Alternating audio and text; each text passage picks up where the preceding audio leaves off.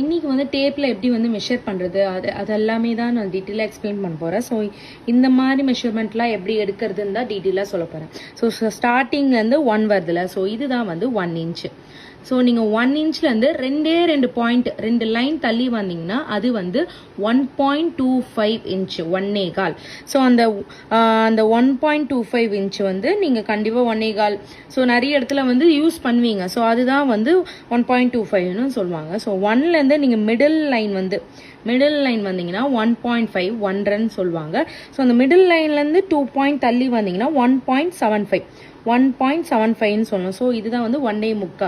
So மோஸ்ட்டாக நீங்கள் இந்த மாதிரி லைன்ஸ் உள்ள டேப்பாக வாங்கிட்டீங்கன்னா உங்களுக்கு பிகினஸாக இருக்கீங்கன்னா செக் பண்ணுறதுக்கும் சரி, நீங்கள் மெஷர்மெண்ட் எடுக்கிறதுக்கும் சரி ரொம்ப ஈஸியாக இருக்கும். ஸோ ட்ரை பண்ணி பாருங்கள். ஸோ எந்த டவுட்டாக இருந்தாலும் எனக்கு டேரெக்டாக டிஎம்ல மெசேஜ் பண்ணுங்கள். நான் அந்த டவுட்லாம் வந்து கலெக்ட் பண்ணி நான் நெக்ஸ்ட் வீடியோவில் வந்து உங்களுக்கு அப்லோட் பண்ணுறேன். ஸோ நான் போரூர் அண்ட் தாம்பரம் 2 லொக்கேஷனுமே வந்து நான் டைலரிங் கிளாஸ், ஆரி கிளாஸ் வந்து அஃபோர்டபுளாக சொல்லி கொடுக்குறேன்.